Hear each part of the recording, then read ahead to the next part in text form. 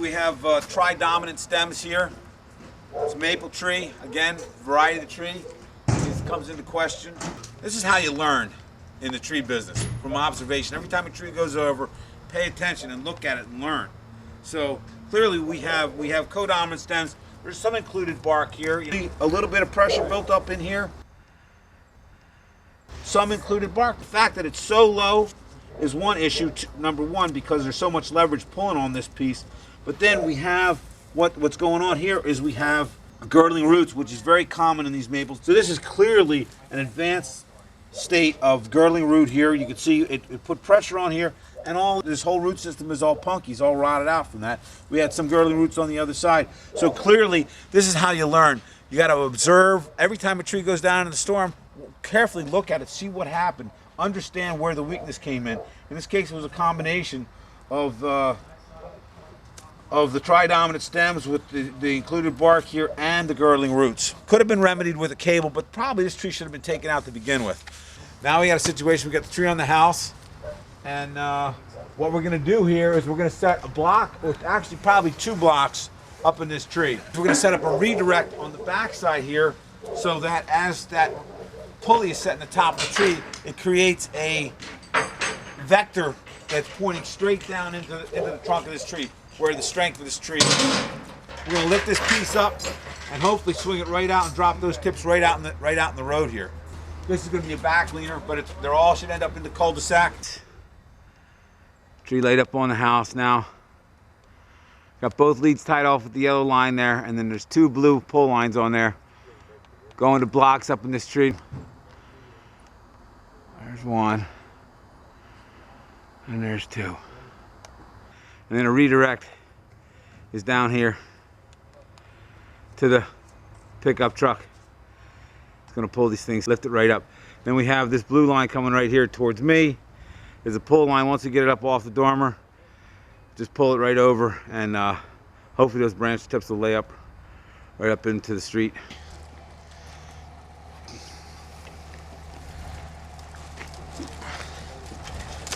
A little more. Just coming right up. Ho!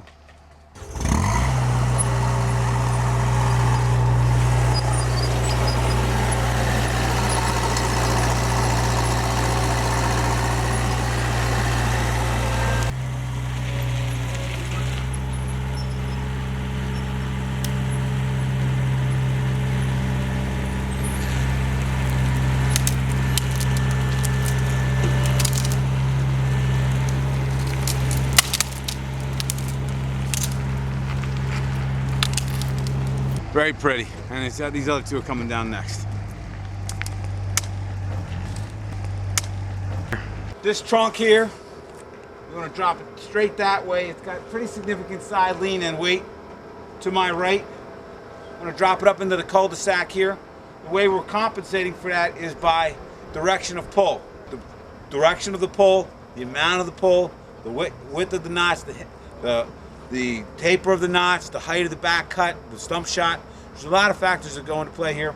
It's kind of, I'll just play with it a little bit. I want to cut it low, so I don't have to come in here and make a second cut before I grind the stump.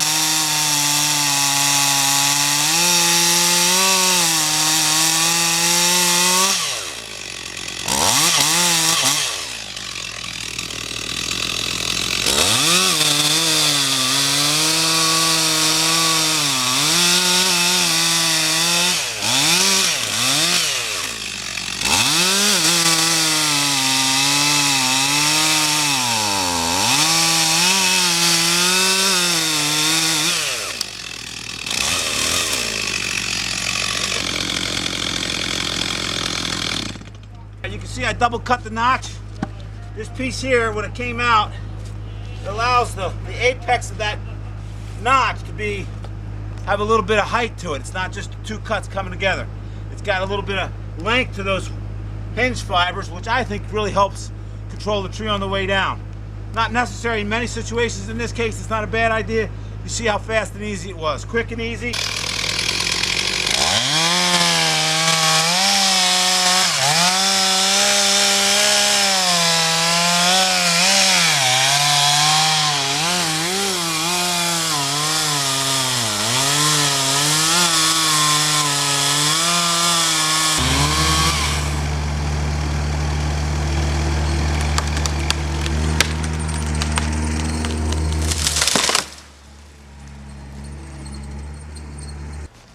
That is not a very good looking hinge.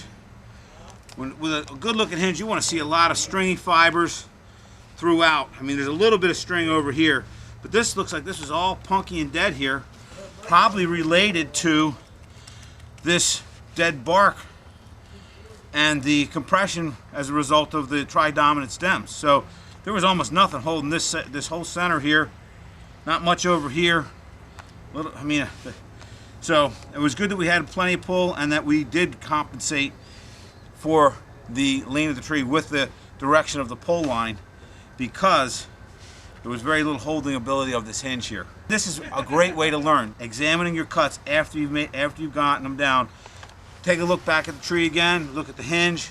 There's not really a lot of sign here. So now that we know that this had a lot of dead wood in the heart here, probably this one's got the same, and this one's got to come back against the lean. So we won't take any chances with that. We're going to make sure we get a nice good high pull line set and make sure it's coming directly 180 degrees to the lean, get her down. All right, we can definitely see that there was a bunch of punk down here low in this crotch here.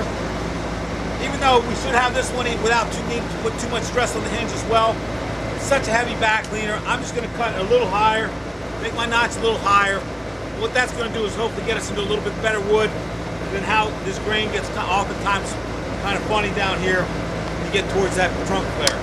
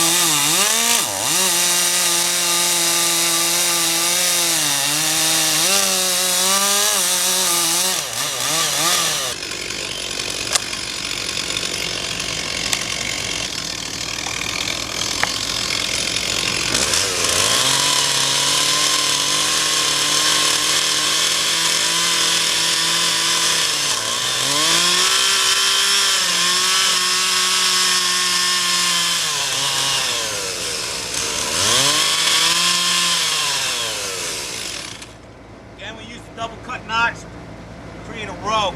So you can see I can almost get 2 fingers in the apex of that notch. I can get 2 fingers in up here. We used the double cut notch to create a row of fibers there. And then even then I'm going to put the back cut in a little bit of height to keep a little stump shot.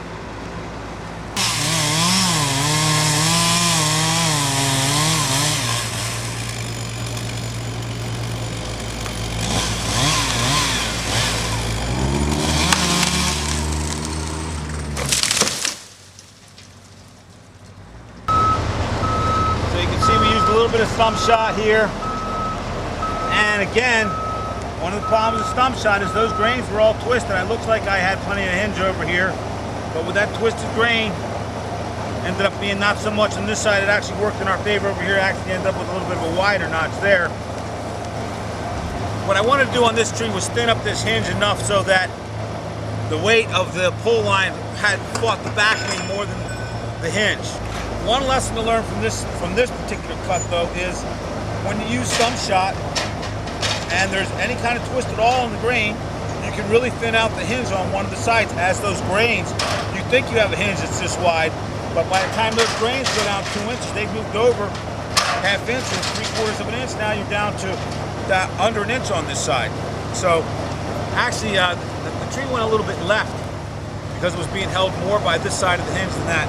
I probably overcut here a little bit, but again, I was trying to thin out the hinge so we could fight the back lean more than have to fight the hinge with the pull. Examining these hinges after the tree's down, see exactly what happened there, what could have been done different, what could have been done better. It's a great way to learn.